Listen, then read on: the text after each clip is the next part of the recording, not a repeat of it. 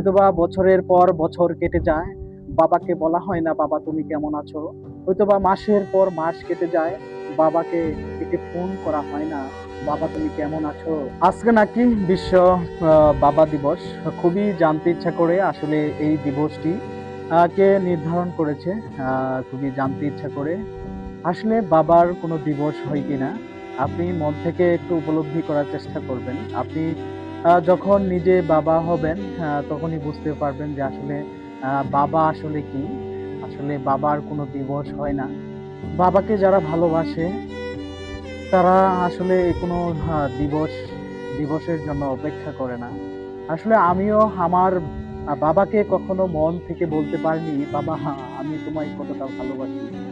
এটা কখনো বলা বলা হয়ে ওঠেনি। তারপরেও বাবাকে অ অসম্ভব ভালোবাসি। নিজের থেকেও অনেক বেশি ভালোবাসি প্রিয় বাবাকে। বাবা আমার কাছে এই আকাশের সমান। এই আকাশ আকাশের কোনো তুলনা হয় না। বাবা আমার কাছে এই বাতাসের সমান। এই বাতাসের কোনো তুলনা হয় না। বাবা আমার কাছে আমার আমার জীবনের অমূল্য রত্ন। এই বাবা কোনো দিবসের সাথে তুলনা করা যায় না। তো আজকে অনেকেই বাবা দিবসে তাদের বাবাদের ছবি ফেসবুক, সোশ্যাল মিডিয়াতেই তাদের ভালোবাসার বহিঃপ্রকাশ ঘটাচ্ছেন। আসলে একটাবার যদি জানতে চান বাবা তুমি কেমন আছো? হয়তোবা বছরের পর বছর কেটে যায়, বাবাকে বলা হয় না বাবা তুমি কেমন আছো? হয়তোবা মাসের পর মাস কেটে যায়, বাবাকে একটি ফোন করা হয় না বাবা তুমি কেমন আছো? বলা হয় না।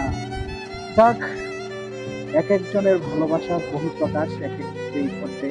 তবুও বাবারা বেঁচে থাকুক, বাবারা আমৃত্যু পর্যন্ত প্রতিটি সন্তানের মাঝে বেঁচে থাকুক।